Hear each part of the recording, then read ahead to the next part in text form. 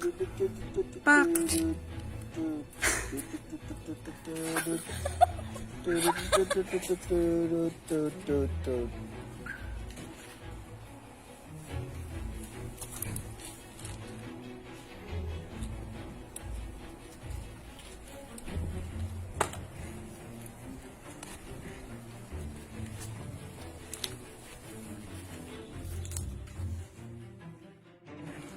Kuya, pabili po. Ano Kuya, po? magkano yung kamay?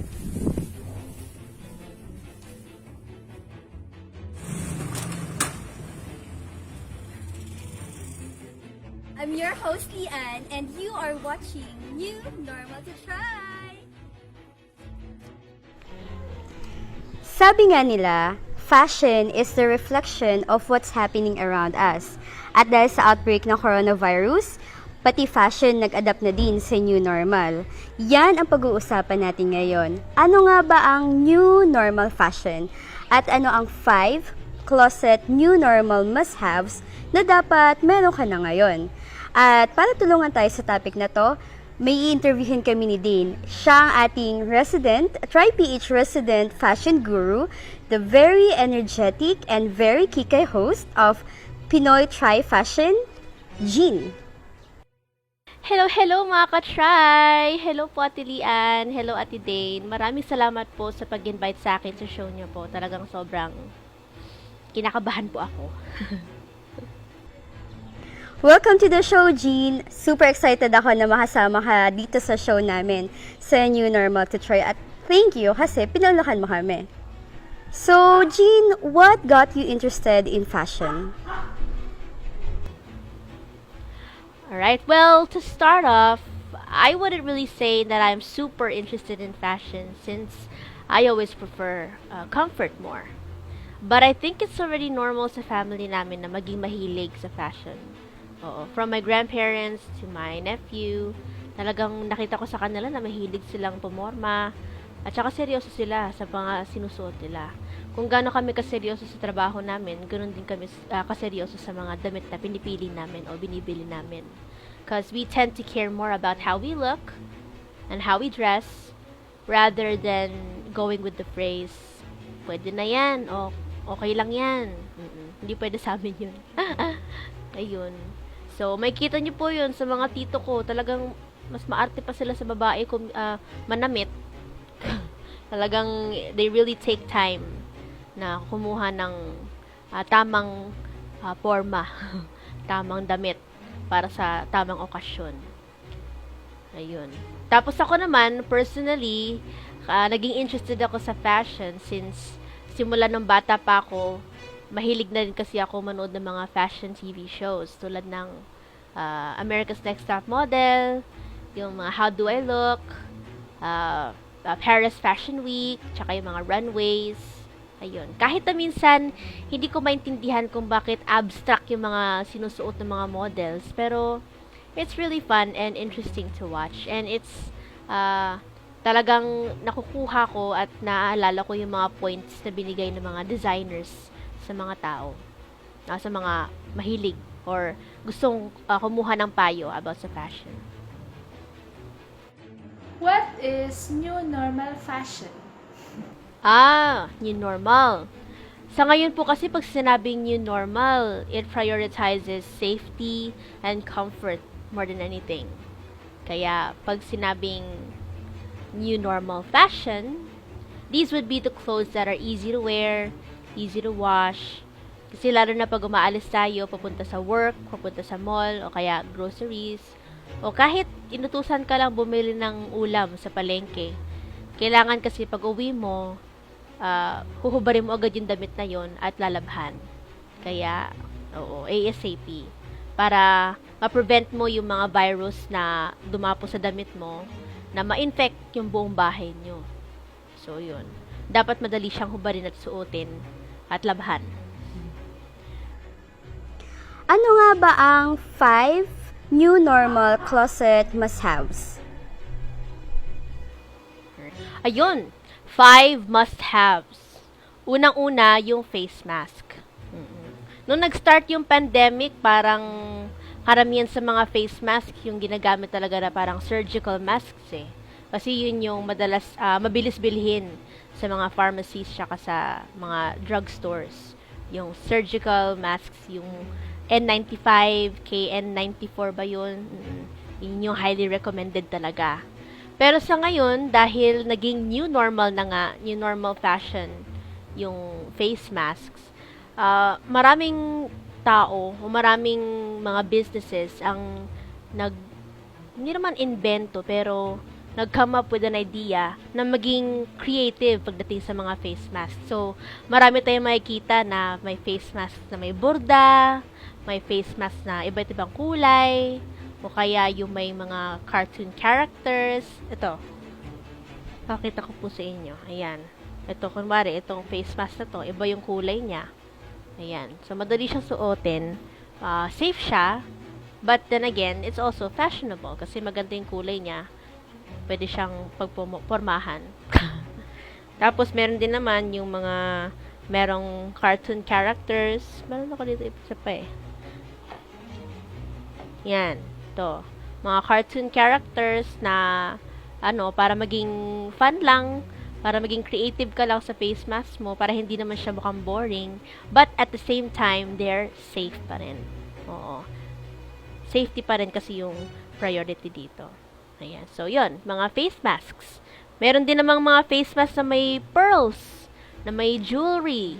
Ayun. So, kung talagang may pupuntahan kayong magarang place, o kaya gusto nyong magmukhang, beauty queen sa labas, kahit naka-face mask, yun. There's nothing wrong with being creative naman kasi. So, ayun. Face masks. Pangalawa, face shields.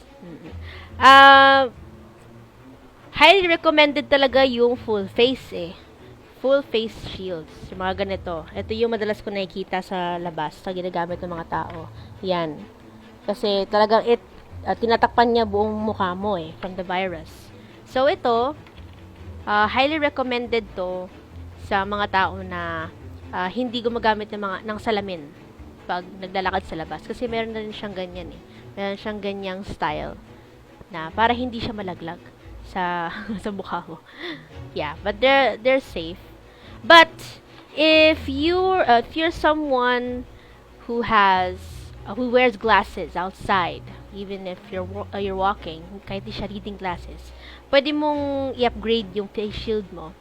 Ben? Pwede mo i-upgrade yung face shield mo na ganito. Yan. Ito, binili namin to sa Shopee. Medyo hindi na nga siya clear eh. Oh.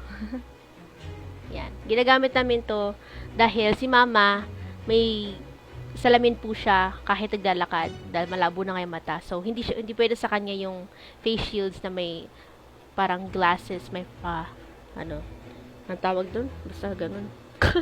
Ayun. Ay, hindi pala pwede suotin dito. Wait lang.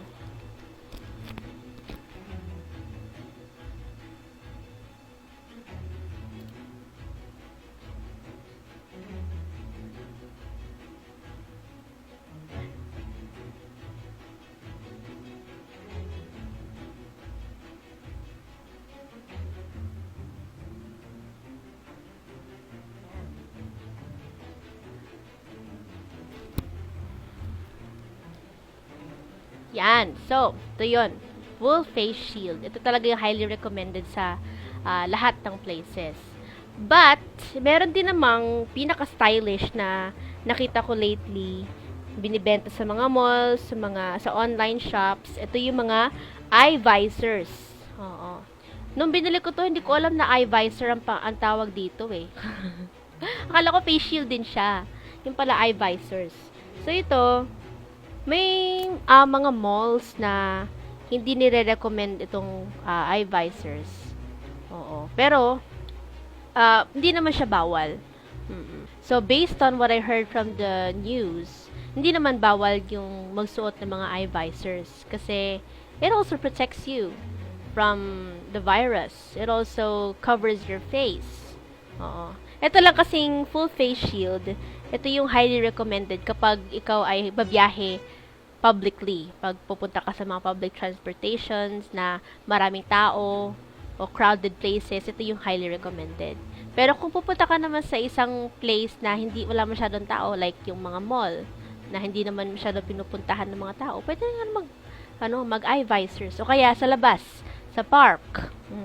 Pag pupunta ka lang doon, at walang masyadong tao, hindi masyadong crowded yung place, ito, pwede itong eye visors. Kasi it's creative, it's nice.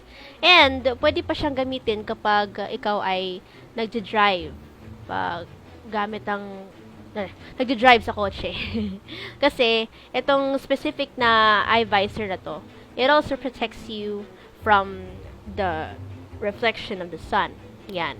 So, parang instant na siya. Instant sunglasses na siya. O, diba? Kita yung labas. Kita yung ring light.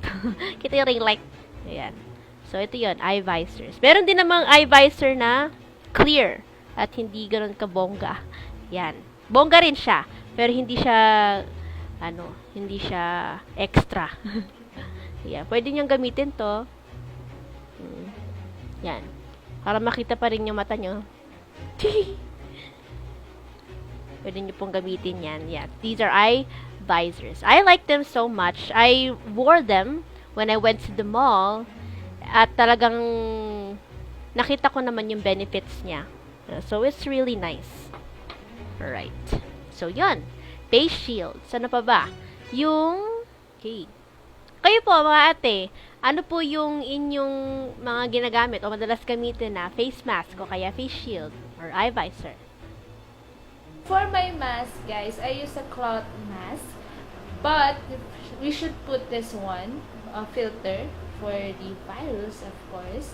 Then, my mask has this picture, so I just put this in. Para ako nagbablog. Ayan. So, yan. Puput lang natin siya. Pero, ayusin nyo din kasi, syempre. Tada! So, once it is inserted, so, I just put this. Push down this right. Okay! Medyo mahaba yung baba kung hindi ino-out ng mask. Tada! New normal! So, pag may mask na, kailangan may face shield din. Ito yung sa akin. Ito naman, ang face shield ko. Alright. Okay, so, next is yung easy to bring bag. O kaya easy to bring purse. Yung reliable, yung madaling i-manage. Kasi lalo na ngayong pandemic, wala na mga jeep, wala nang yung madaling public transportation. So, madalas naglalakad na lang tayo papunta sa mga businesses, sa mga places na pupuntahan natin. So, kailangan yung bag na dinadala natin, hindi siya mahirap bitbitin. So, ang dadalhin lang natin yung mga essentials. Kasama na dun yung alcohol, yung ating hand sanitizer, yung ating face towel, o kaya, hindi face towel kasi. Yung towel lang na pang neck, o kaya pang pawis lang, pampunas lang ng pawis. Tapos, yung mga IDs, yung mga quarantine passes, kung meron pa tayo nun.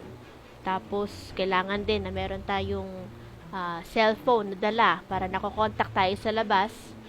At yun, kung ano pa yung essentials na gagamitin nyo for that specific place. Kunwari, pupunta tayo sa work. So, kailangan dalhin nyo yung mga essentials na pang work. Hindi siya katulad ng dati na kahit anong abubot pwede mong dalhin dahil madali naman yung public transportation o madali namang pumunta gamit yung mga bag na yun. Ngayon, hindi na. Kailangan talaga i-prioritize yung safety tsaka yung mga essentials. Yun. So, this purse is good because it is washable. So, whenever I go out, I wash it. So, I can use it by tomorrow or for the next day to go out. And I bring... Siyempre, hindi na kailangan mag-English. So, kailangan natin ito. Yes. Quarantine pass. Okay? Para pag nahuli, di ba? Wala tayong bulsa. So, kailangan din, meron ako itong mga cards and everything and ID para pag nawala ako, di ba? Saka, syempre, alcohol. Medyo pinalitan ko pa yung takip. Pero yun. So, I suggest guys na washable para madaling lapan. Maliit lang. Saka, madaling disinfect. So, pag lumalabas ako, I use these shoes. Plastic and rubber siya. So, close siya and then mabilis siyang linisin. So, di ba yung virus minsan nagstay sa shoes. So, pagdating sa bahay, madali siyang linisan kasi plastic lang siya.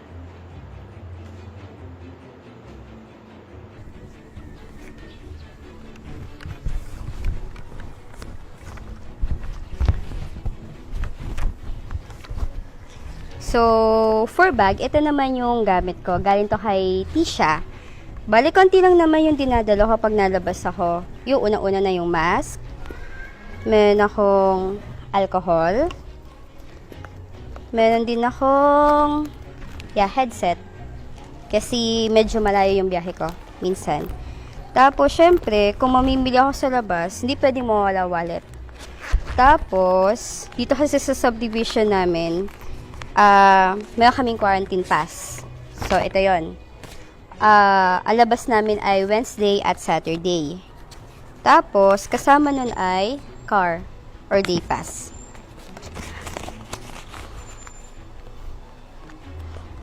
So, pwede naman natin gamitin kung ano yung madalas natin gamitin sa labas pagdating sa Zoom calls. Pero, yun nga, kung gusto niyo magtipid sa labahin o kaya wala kayo masyadong magastos o gastusin na damit sa mga Zoom calls kasi sa bahay nga lang.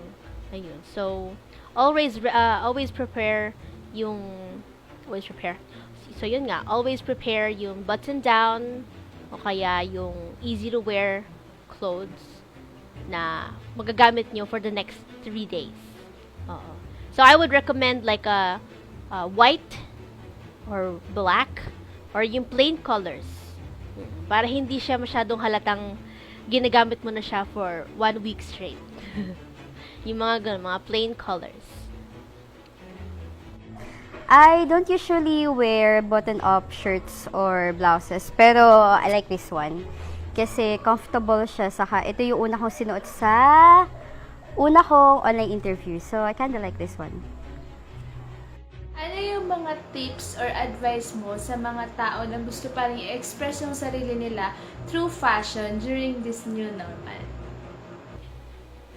Ayun, okay. So, siguro, isang mga advice ko na lang po is, don't hesitate to show your personality through the clothes you wear just because we're in a pandemic. Kasi, syempre, naka-face mask tayo, naka-face shield, tapos hindi kita yung mukha natin.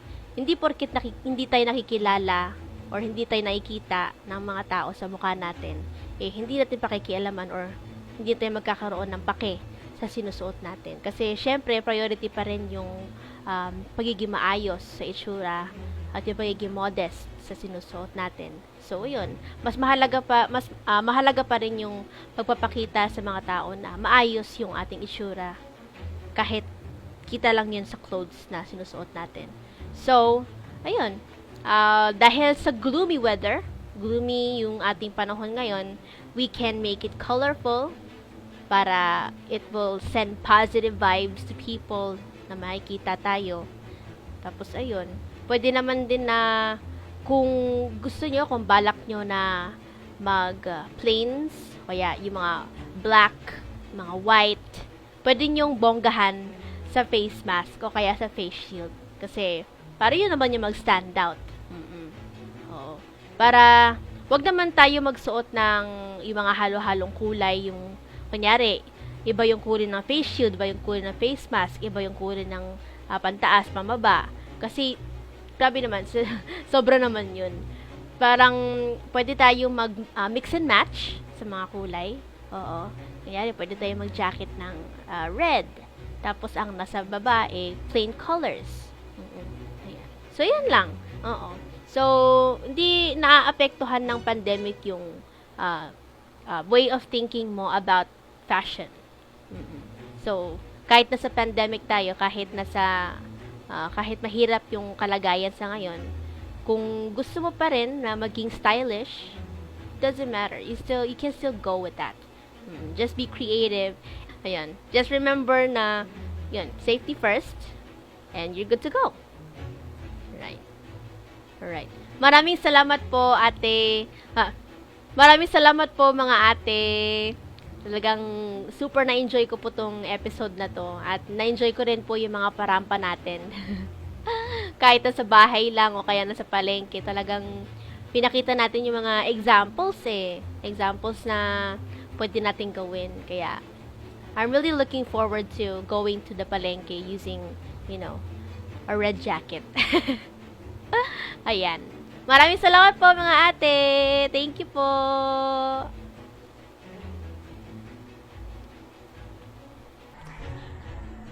Thank you, Jean. Now, isa sa considered na necessity during this new normal ay mask. Kaya, katry, ngayon, may interviewin si Dane sa kanyang segment na New Normal Business Horizons, isang business owner na nagdi-design ng mask. Kaya, take it away, Dane.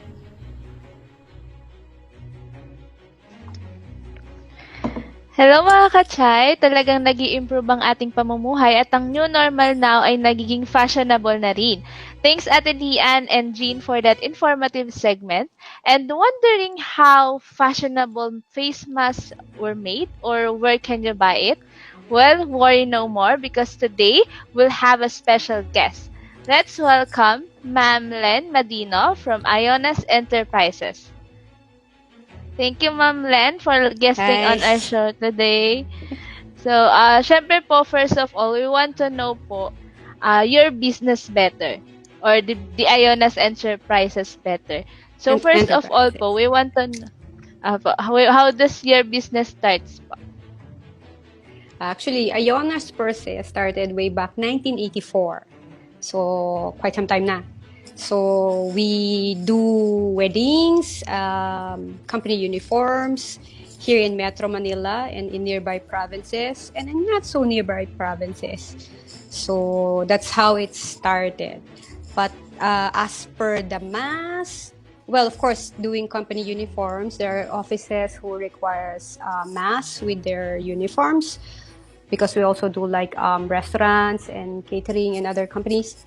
So part of the uniforms, like what I said, there are masks. So we did masks before. But as per the mask, the fashionable mask, like what we're having or promoting right now, truthfully, I started thinking about it sometime Feb, but not for public. It's actually for my personal use because I'm actually one of and pioneer here in the Philippines wearing masks. I'm a certified mask user kasi I have a bad case of rhinitis and the downside of working with fabrics, I always have the allergy. So I wanted to have sana nicer mask for me. But of course these things happen. So I think we started producing for the public sometime May, end of May because initially we have other things to do for the shop, for the uniforms, but since it became a need for the new normal, we push through with the concept that I had, and then produce it end of May. Thank you po. Medyo matagal-tagal na rin po pala nag-start talaga yung business and yung mask po na talagang pang personal use lang naging pang public use po. Ayan. So yung second question po, gusto namin malaman, gaano po ba lumaki yung demand for this fashionable face mask? Now, well, I'll say sobrang malaki, right? Kasi for one, Pinoys are known to be mahilig sa fashion. Kaya nga, di ba, boom sa atin ng mga K-pop and all, di ba? So, yung mga turbans before, meron na yan. So, prior to yung sa face mask, meron siya. So, because of that, and then another thing is that, syempre, like, since it's part of the new normal, everybody wears mask every day and then become bored wearing the same normal face mask.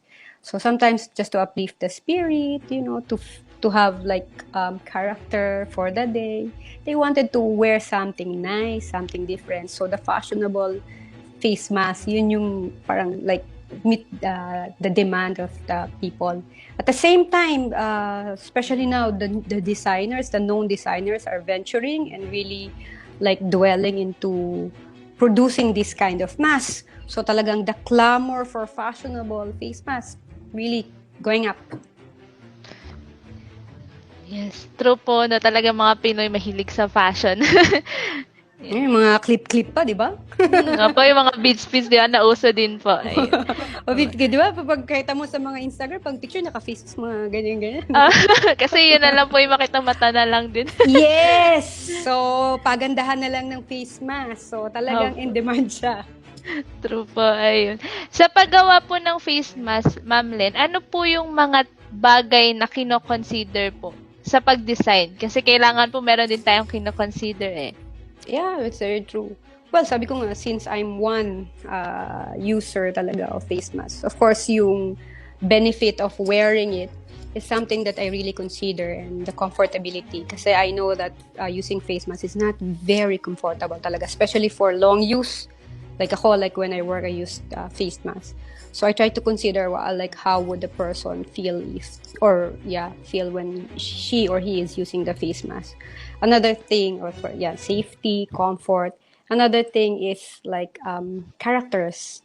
Siyempre, di ba, minsan like you wanted to like show character because we have different characters as persons. So I try to consider people who will wear it, what kind of character, like what will it project to dun sa mga gagamit. Yan. So sometimes even mood. I try to consider kung possible mood, di ba, na pwedeng ilabas. Or something like that inspiring. Yan yung mga like few things that I consider. But actually there's a lot depending din like when I'm working on it. I also like do kasi researches for doing masks because of course we try to improve from time to time and see what's better and what's good. Okay, thank you po dun sa pag-consider niyo po kasi bihira po yung ganun na yung nagko-consider ng comfortability nung gagamit.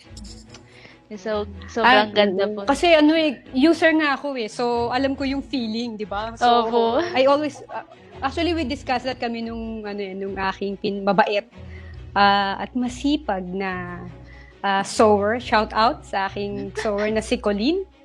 Yun, kasi I always tell her kasi sabi ko mainit like yung kasi we use cotton lining inside the face mask kasi others use the ones that you use outside is the same cloth you use inside, but I was telling them sabi ko mainit yan pag long use magandang tignan. There are like of course there are cloth that are really nice to look, pero when it's on your face for like an hour, even half an hour, it's like started to irritate you. Sabi ko ako ayokong gamitin yan, tapos ibebenta, ipopromote ko, ayoko ng ganyan. Salbahe, ayoko naman ng salbahe.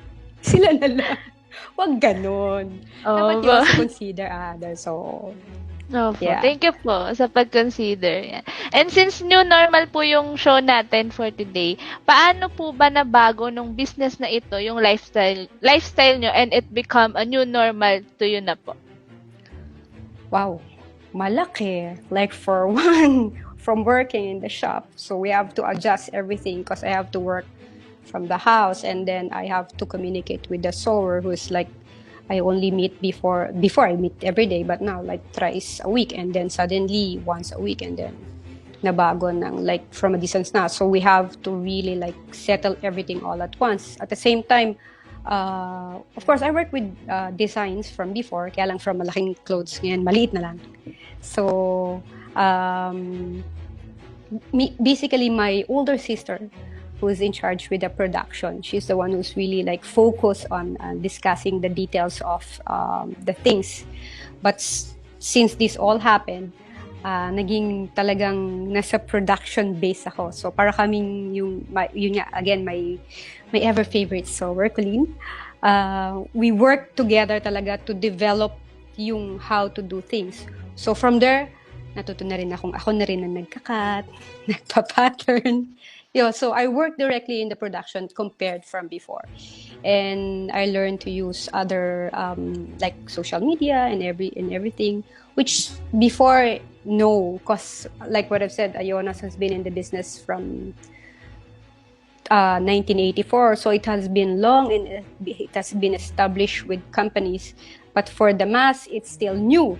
So we have to use like this social media to be able to promote these new products that we're endorsing or we're pushing to. Thank you po. Lalo na po mahirap mag-adjust dun sa social media po, di ba? Lalo kasi... Yeah, I'm not, actually ako personally, I'm not a social media person.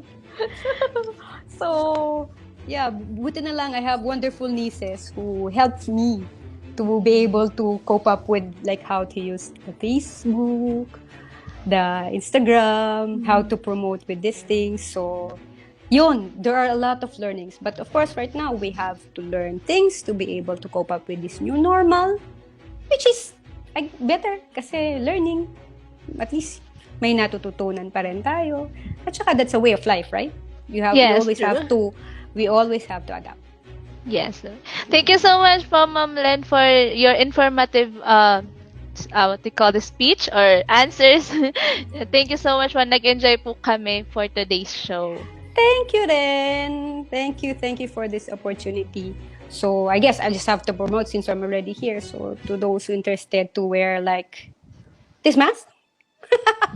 So this kind of mask or the one that like I have. So you can go to like Facebook account is Ionas, and then for the Instagram account that's Ionas_N. So you can check and we'll be coming up, like what I said, we continuously find new designs, new hip designs. So we'll be coming up with these new designs. So you might like to check our page to be able to see what's coming. Thank you so much po. Sobrang creative and fashionable po ng mga designs talaga. Thank you po. Thank you. This new normal, nagiging komportable na tayo sa pambahay natin na kahit kapag lalabas tayo, hindi tayo nag-aayos. Bakit hindi sa susunod na labas mo, pumarma ka naman? Subukan mo lang, cause you'll never know unless you try. And these are the ones who tried.